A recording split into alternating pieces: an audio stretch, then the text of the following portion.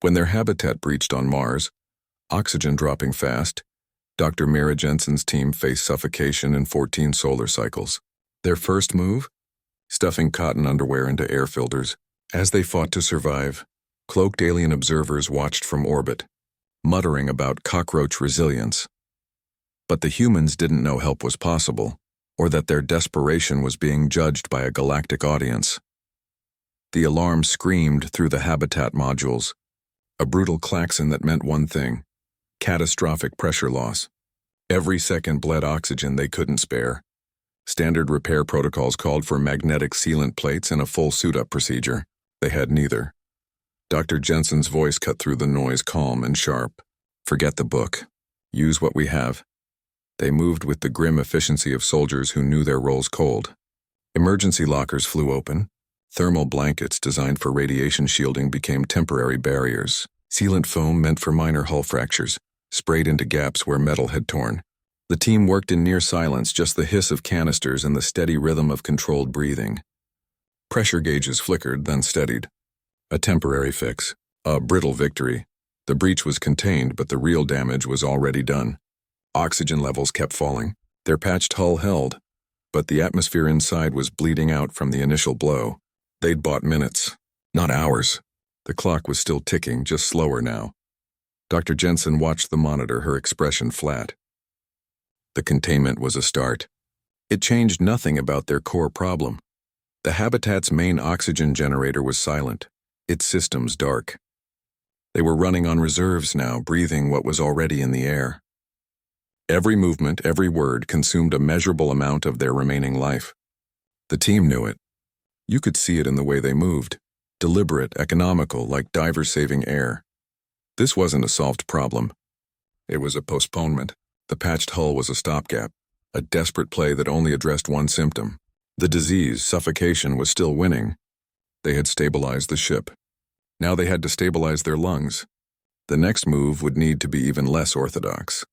The kind of move that gets written into emergency manuals after the fact, with a footnote that says, "Only if everything else has already failed." They were firmly in that footnote now. The silence after the alarm was worse than the noise. It was the sound of a countdown no one could stop. They had prevented immediate death by explosive decompression. Now they faced the slower, quieter version, the kind that gives you time to think, time to regret, time to get creative in ways that would make any safety inspector quit on the spot. This set the stage.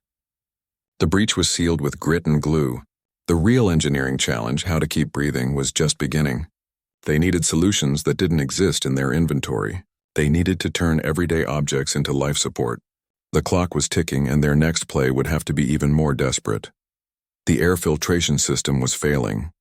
Carbon dioxide levels climbed, a slow poison building in the recycled atmosphere. Standard filter cartridges were shredded, mangled beyond any field repair. No replacement sat in the storage lockers. The problem wasn't complexity. It was the brutal simplicity of having nothing left to use. Tom Landry broke the silence. Cotton.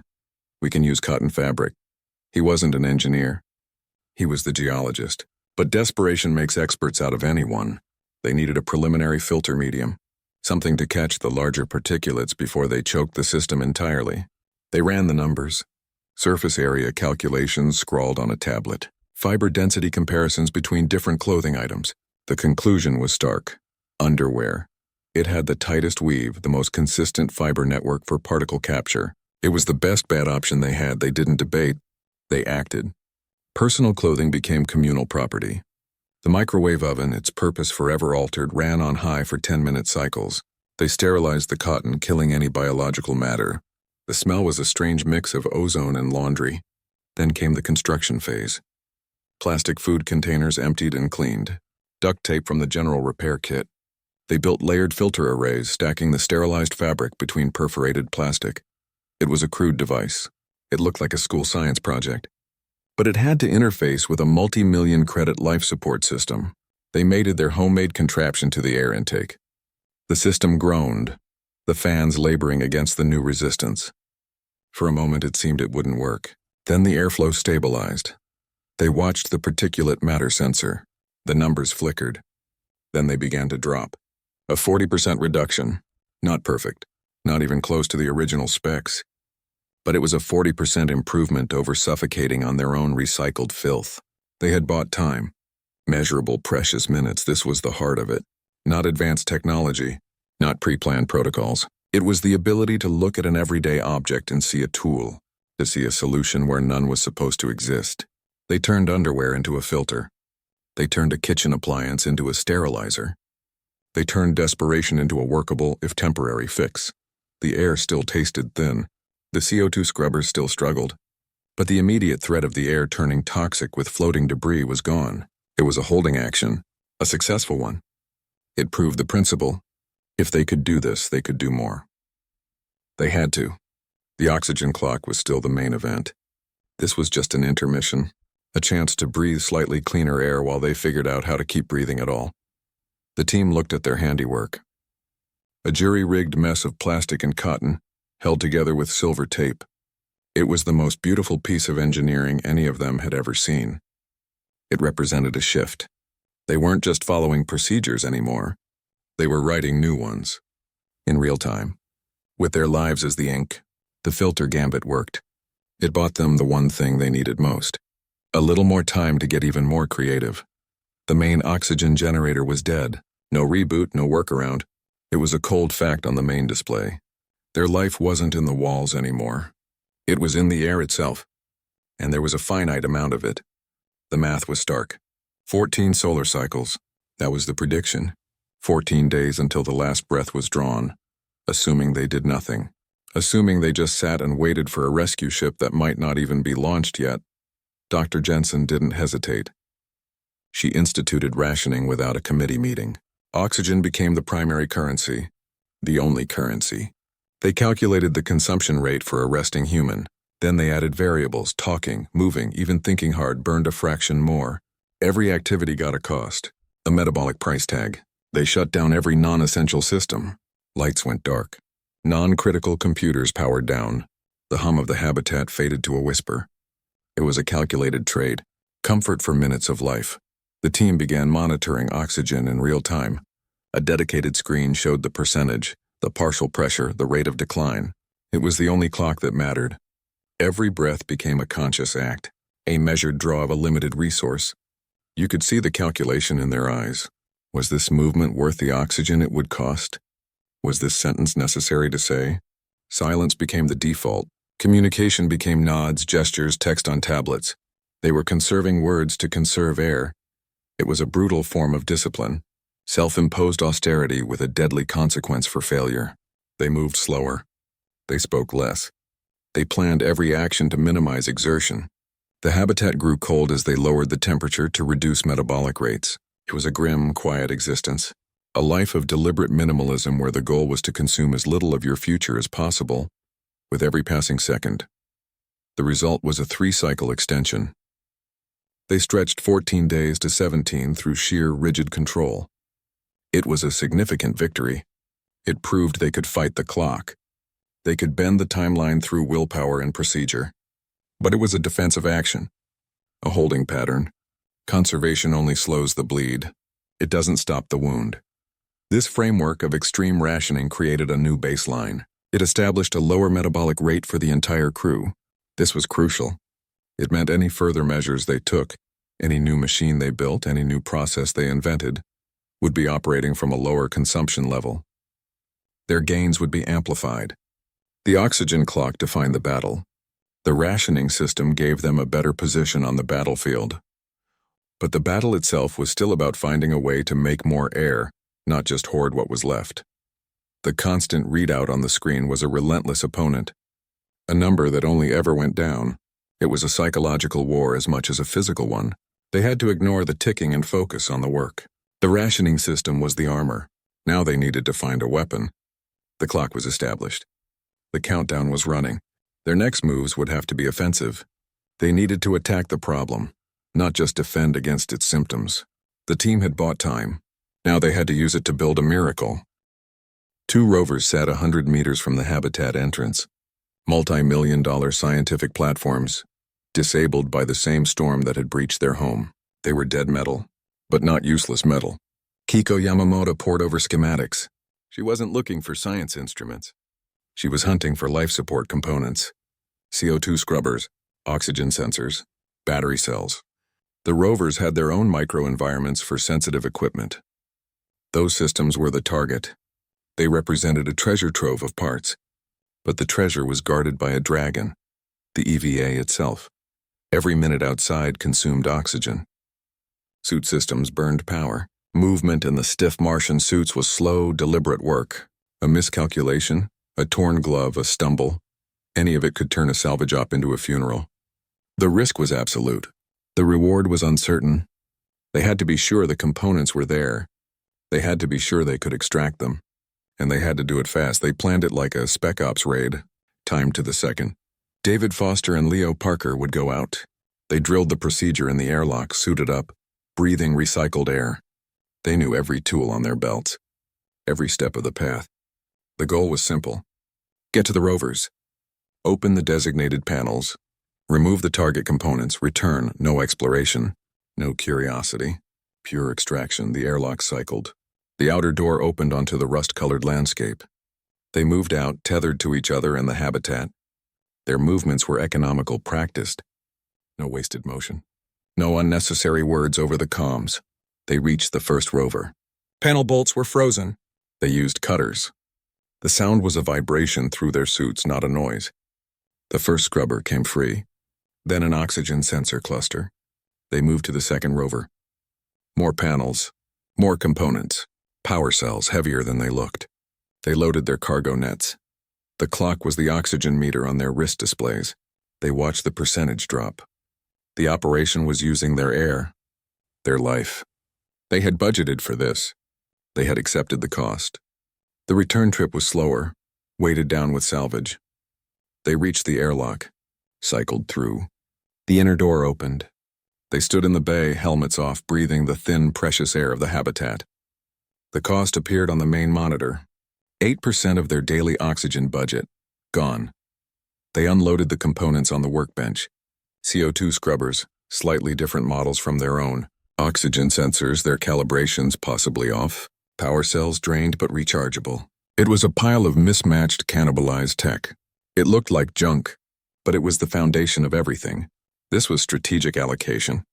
They had spent oxygen to get the means to possibly make more oxygen, a high-risk investment, the kind you only make when bankruptcy is certain otherwise.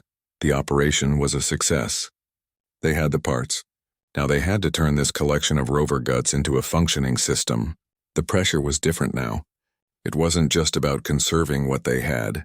It was about building something new from the bones of their old mission. The salvage op proved they could take calculated, extreme risks. It proved they could spend a resource to gain a gongju. The next phase would test whether they could actually build with what they'd bought. The parts lay scattered across the workbench, a collection of scavenged components from 2 different rover models. They had the pieces. They had no instructions. No blueprint existed for building a life support system from this collection of spare parts. Dr. Jensen coordinated the effort, her voice calm over the comms. She didn't give orders. She assigned interfaces. Who understood the rover power systems? Who knew the habitat's ventilation routing? The tension was in the connections. A wrong splice could short a critical system. A misrouted valve could vent their remaining oxygen to space. Each decision was permanent. They had no spare parts for their spare parts. They used the limited computational power of the habitat's main computer. Not for complex simulations, for basic flow models. They needed to see if the rover scrubbers could handle the volume of the habitat's atmosphere. The numbers were marginal. The power draw was the real problem. The rover components weren't designed for continuous high-load operation. They would need to pull energy from other systems. Dr. Jensen made the call. They shut down non-critical life support. Heating to the outer modules dropped. Internal lighting went to 10%. They were betting their environmental comfort against the chance to breathe. The assembly was a patchwork monster. Rover scrubbers were hard-lined into the habitat's ventilation ducts using adapted fittings and more sealant foam. The power cells were linked in a precarious parallel array to handle the surge demand. They didn't test the whole system at once. That was too great a risk. They tested segments. 1 scrubber unit. Then the next. They monitored for leaks, for shorts, for thermal spikes. Each successful test was a minor victory. a step away from passive dying and toward active survival. The final connection was a thick power conduit. They all watched as Kiko Yamamoto closed the circuit. The system whined to life. A deep vibrating hum that resonated through the deck plates. Lights elsewhere in the habitat flickered. The power drain was acute. The main monitor showed the oxygen level. It was still falling. The system was online, but it wasn't winning yet. They watched for an hour. The rate of decline began to slow. Then it stopped. The number held steady. Then, for the first time in days, it ticked upward by a fraction of a percentage point. The efficiency rating flashed on the screen. 53%. It was a failing grade in any engineering class. In this context, it was a miracle. The machine was crude. It was inefficient. It consumed a dangerous amount of power, but it worked. It was taking the carbon dioxide they exhaled and scrubbing it. It was putting oxygen back into the atmosphere. The climb was agonizingly slow, a fraction of a percent per hour, but the direction had changed. The trend was no longer their enemy. This was the crucial turnaround. They had moved from certain death to possible survival. The atmosphere was no longer a finite tank they were draining. It was a system they were now feeding. Imperfectly, inadequately, but they were feeding it. The team didn't celebrate. They watched the numbers. They knew this was fragile. A single component failure could collapse the entire delicate structure.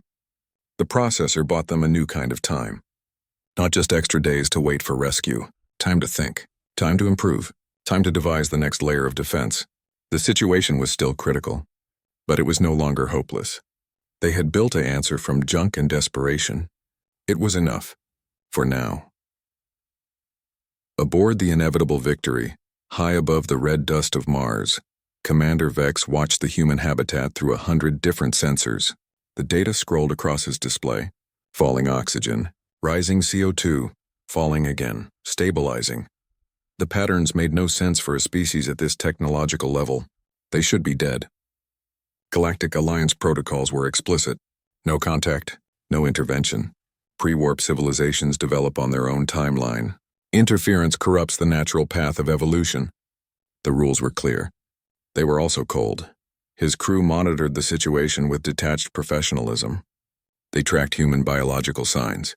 Heart rates elevated but controlled. Stress hormones spiking, then leveling out, no panic. The technological readouts were more confusing. They saw energy signatures fluctuate in strange ways. Systems going offline that should have stayed online. New crude systems coming online with no clear power source. It was a patchwork of desperation and genius. They noted the rapid adaptation, the problem-solving, the way they used everything, even their own clothing, as a tool. Cora, the ship's artificial intelligence, processed the data streams. She quantified their actions. She created metrics for human ingenuity under terminal stress. The numbers were off the scale for a species that hadn't even achieved FTL. One of the junior tactical officers muttered the phrase first. Cockroach resilience. It wasn't a compliment. It was an observation of a trait the Alliance had seen before, but never this pronounced. The ability to survive in conditions that should be instantly lethal. The stubborn refusal to die according to plan. The term entered the ship's operational logs. It was the only descriptor that fit. The debate on the bridge was quiet, professional. The science officer argued for a minimal intervention, a nudge, a piece of debris falling in just the right way to provide a resource. The cultural officer vetoed it immediately. Any action, however small, would be a contamination. The humans had to earn their survival on their own terms. Their development had to remain pure. Commander Vex listened. He watched the data. He saw the humans cannibalize their own exploration vehicles. He saw them build a functional oxygen processor from scrap. This wasn't blind luck. This was calculated, ruthless efficiency. They were fighting for their lives with a focus his own crew rarely matched in drills. The resolution was a compromise. They would continue observation. They would not intervene, but Commander Vex ordered Cora to begin contingency planning. He wanted protocols ready. Not for rescue, for first contact. The scenario had shifted. This was no longer a simple observation of a primitive species facing extinction. This was an evaluation. The humans were taking a test they didn't know they were taking. Their score was being recorded in real time. The Alliance had strict criteria for species that demonstrated exceptional adaptive resilience. The humans were checking every box. The perspective from orbit was one of reluctant admiration. They were witnessing something rare, a species that didn't know when it was beaten, a species that looked at certain death and started calculating angles of deflection. The non-interference protocol felt less like a sacred rule and more like a frustrating barrier. They were audience to a brilliant, brutal performance, and the rules said they couldn't even applaud. They could only watch and take notes. The humans struggling in their dusty dome had no idea they had an audience, or that they were performing so well. The oxygen level was stable, but stable wasn't good enough. It was stable at a point that meant slow suffocation. The makeshift processor held the line, but the line was drawn in the wrong place. They had exhausted the mechanical solutions. The next step had to be biological. They had to attack the consumption problem at the source, the human metabolism itself. Sophia Reyes, the mission's doctor, presented the protocol. It wasn't a suggestion. It was a calculated medical directive. Induced controlled hypothermia. Lower the core body temperature. Slow the metabolic rate. Reduce the oxygen demand. The theory was solid. The practice was a minefield. The risks were significant and immediate. Cardiac arrhythmia, respiratory depression, organ failure. They were trading one set of life-threatening conditions for another. But one set offered a calculated chance. The other was just a slow, certain end. The target was 95 degrees Fahrenheit, a 4-degree drop from normal. It was the sweet spot. The medical data suggested a 20% reduction in metabolic activity at that temperature, 20% less oxygen consumed with every breath. It was a massive gain. But the body doesn't like being cold. It fights back. Shivering would burn more oxygen than they saved. The process had to be controlled, gradual, and constantly monitored. They established a rotation. One person would always be awake at normal temperature, monitoring the others. The watcher. Their job was to observe vitals on the medical displays. Heart rhythm, blood oxygenation, neural activity, any sign of a system starting to crash. The rest of the crew would enter the protocol. They used the habitat's environmental controls. They lowered the temperature in the main living module gradually, a degree per hour. It was a slow, deliberate chilling. They dressed in their thermal layers, but the cold was meant to seep in. They lay on their bunks, sensors attached to their chests, their fingers. The data fed to the central monitor and to the watcher's station. The silence was different now. It was the silence of slowed bodily processes. Breathing became shallower. Heart rates dropped into a low, steady rhythm. They were consciously putting their bodies into a state of minimal function. It felt wrong, unnatural. The primal part of the brain screamed about the cold, about the danger. They had to override it with logic. This was the safe option, the only option. The vitals monitor was the only thing that mattered. A flat line here, a erratic spike there, and the protocol would abort. They would have to rewarm, and they would have burned precious oxygen for nothing. The watcher didn't move. Their eyes scanned the screens, looking for the subtle signs of trouble. A slight dip in blood pressure, a minor irregularity in the EKG. It was a tense, lonely vigil. After 12 hours, they had the data. The protocol worked. Oxygen consumption across the crew had dropped by 18%. It wasn't the perfect 20. Biology is messy, but it was a massive, tangible gain. They had effectively added days to their survival clock by turning their own bodies into more efficient machines. This was the extreme edge of survival medicine. It was a decision no textbook would ever recommend outside of a last resort scenario. They had embraced it without hesitation.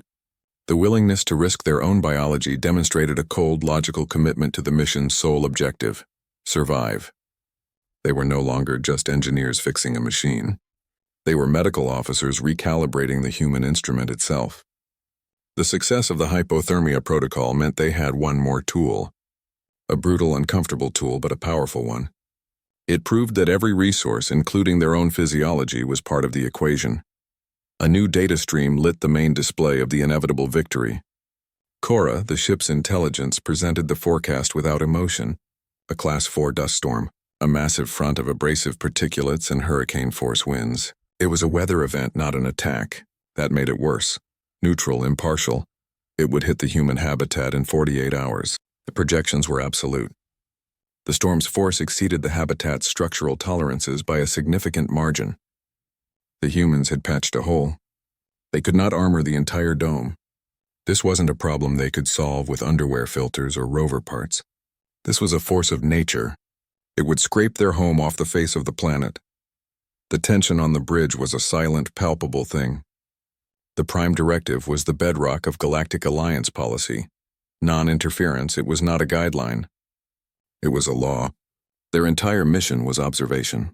To record, to learn, to not touch. Direct intervention would irrevocably alter the human developmental path.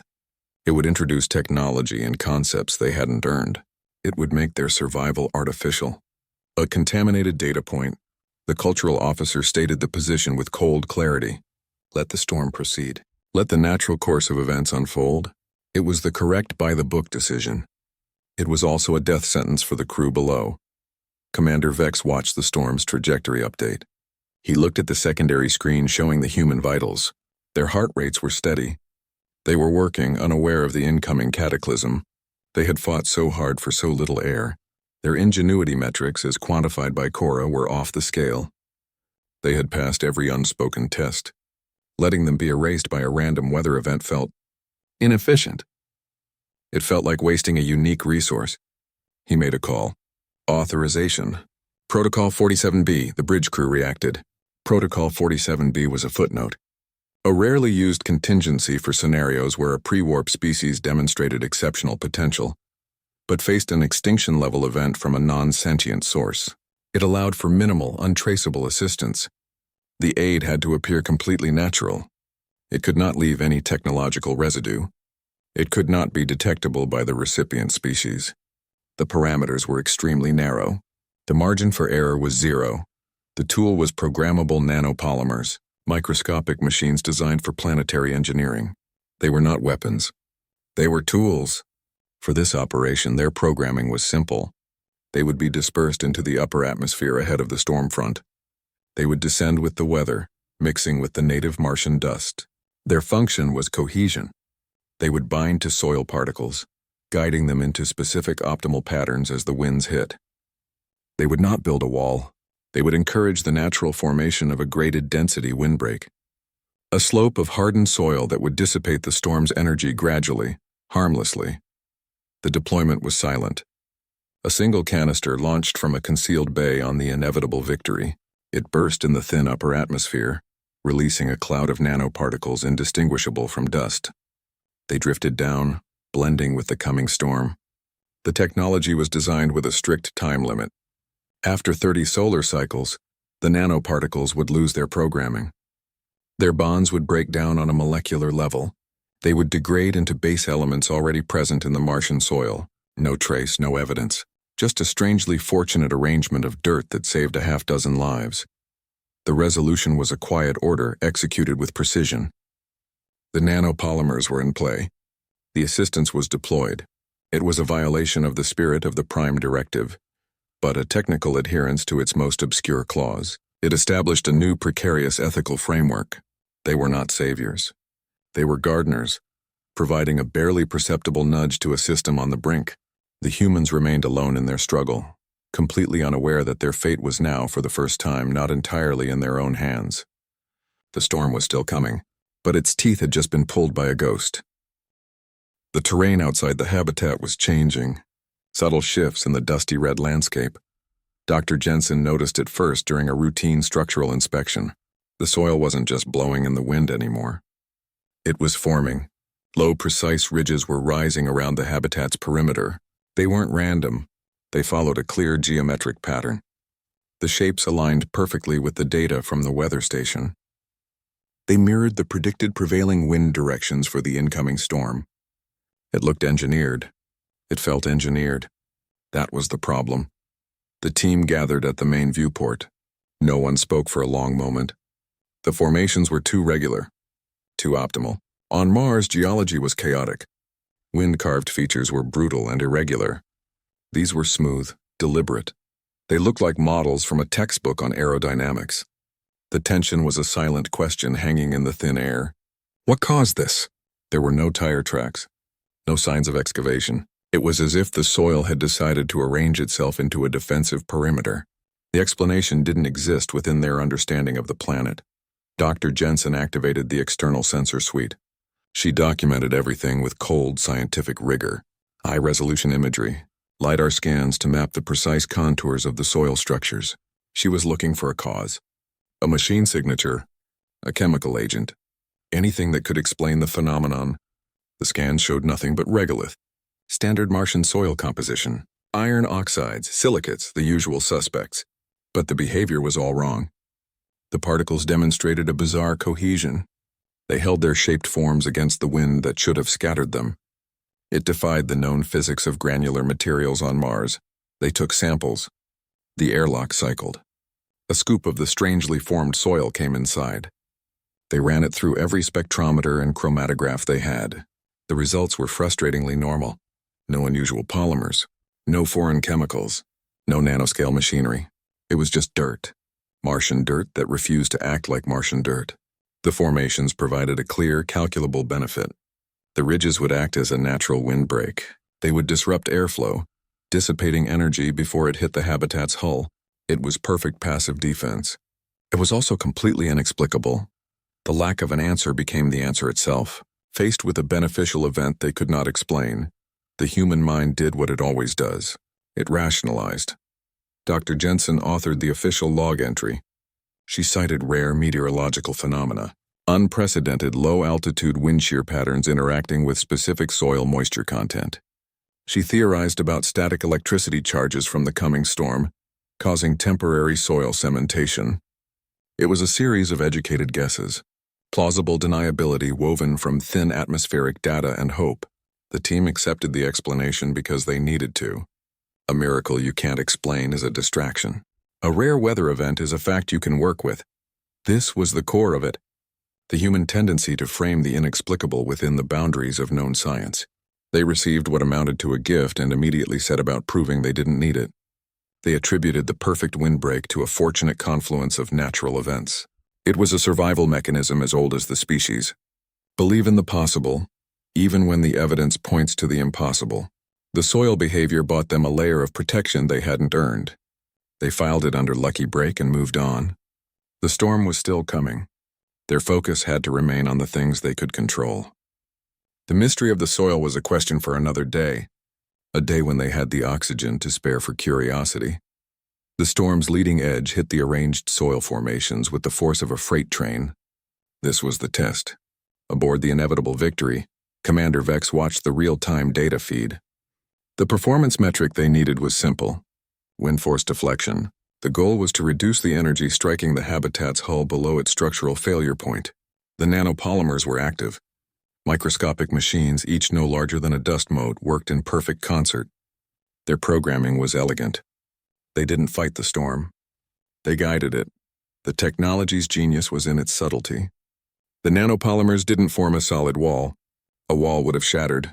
They assembled the soil particles into a graded density structure, a slope. The outermost layers were loose and granular, designed to absorb the initial impact and let the wind bleed through. Deeper in, the soil became more compact, more cohesive, channeling the dissipating energy along predetermined pathways. It was a textbook example of passive energy management. It looked like a natural dune formation. It performed like a military-grade deflector shield. The system was reactive. As wind direction shifted, the nanopolymers adjusted. They communicated on a molecular level, reorganizing the soil matrix in real time to present the optimal profile to the changing forces. The structures morphed. Ridges flattened into slopes. Slopes reformed into new, more effective barriers. From orbit, it looked like the Martian landscape was breathing, a living, shifting defense system. Cora monitored the performance metrics. The numbers scrolled. 70% deflection, then 75. The system was learning, optimizing its configuration against the live data. 80%. The habitat's external sensors registered the wind force. It was fierce. It should have been catastrophic. But the readings were well within the red line. The hull groaned under the strain, but it held. The stress monitors showed spikes, but no critical failures. The nanopolymers were achieving their design specification. They were turning a planet-killing storm into a severe weather event. A survivable one. The resolution was a quiet confirmation on the alien bridge. The windbreak performed at 87% efficiency. The habitat endured forces that should have peeled it open like a tin can. There was no celebration, just a log entry. Protocol 47B execution nominal. Performance. Within expected parameters. The technology performed its function and revealed nothing of its artificial nature. To the humans inside the shaking habitat, they were experiencing a miracle of luck. Their reinforced viewports showed a hellscape of red dust and howling wind. Their sensors showed the structure was holding. They had no reason to believe it was anything but their own patching work, and the strangely helpful soil that was saving them. The clandestine assistance was a perfect success. The aliens had intervened without leaving a single fingerprint. The storm raged. The habitat stood. The humans inside credited their own ingenuity and a fortunate natural event. The truth hidden in the swirling dust was a silent, perfectly executed operation. It was the ideal assist, one that its recipients would never know they received. The technology worked because it was designed to be invisible. Its success was measured by the fact that it would never be discovered. The storm hit with its full force, a relentless wave of dust and energy that hammered the habitat. This was the test, not just of their repairs but of their entire strategy for survival. Inside, the team watched the monitors. Structural stress sensors glowed amber at every major joint and seam. The habitat groaned under the assault, a deep metal fatigue sound that vibrated through the deck plates. They had prepared for this. Everyone had a station. Everyone watched a different set of numbers. There was no panic, just the steady, grim focus of a crew riding out a hurricane in a tin can. Power management became critical. Non-essential systems were already offline. Now they went further. They killed internal lighting in all but the central module. They diverted every spare watt to the structural integrity field and the oxygen processor. The habitat's power grid, never designed for this, was being rewired on the fly. It was a calculated risk. They were betting their ability to see and move comfortably against their ability to keep the walls from collapsing. The lights dimmed to a faint emergency glow. The only bright things were the screens showing the storm's fury and their own fragile vitals. Outside, the alien nanopolymers performed their silent, perfect function. The arranged soil formations didn't just hold. They adapted. As wind patterns shifted, the microscopic machines guided the regolith into new, optimal configurations. The windbreak wasn't a static barrier. It was a reactive shield. It absorbed the initial brute force of the gales and then channeled the remaining energy away in controlled, harmless streams. From orbit, the performance data was impeccable. The technology was exceeding its design specifications. It was performing a minor miracle of planetary engineering, and its beneficiaries had no idea it was happening. Inside, the human reinforcements proved just as vital. The team had spent days welding additional support struts to the interior of the habitat's weakest modules. They had braced bulkheads with spares from the rover salvage operation. Now, as the storm pressed inward, those handmade reinforcements took the strain. Metal creaked and stressed, but it held. Every weld, every bolted-on brace was a human answer to an external threat. It was low-tech brute force engineering. It wasn't elegant, but it worked. The combination was what saved them. The invisible high-tech windbreak outside, and the very visible improvised fortifications inside. The storm's duration was the final, cruel variable. Predictions said it would last 12 hours. It lasted 20. Each additional hour was a test of endurance. The team rotated watch duties. They monitored stress points. They listened for the telltale sound of metal yielding. The oxygen levels, thanks to the processor and the sealed greenhouse, held remarkably steady. The real battle was structural. Could their patched, braced, and reinforced home withstand a prolonged beating? The answer came as the winds finally began to die. The monitors slowly transitioned from amber back to green. The groaning of the hull faded to a quiet hum. The storm had passed, the habitat had survived intact. A few minor leaks, some systems damaged, but the structure held. The oxygen loss was minimal. It was a victory that shouldn't have been possible. It was the convergence of two different kinds of ingenuity. One was human, desperate, scrappy, built from spare parts and sheer stubbornness. The other was alien, perfect, silent, and utterly invisible. The humans credited their own hard work and a massive stroke of luck with the soil. They had no reason to believe otherwise. They had endured. They had won.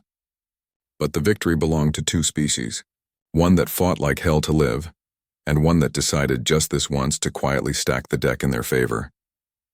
The storm was over. Their survival was now a fact, not a question. The relief was a physical thing in the air.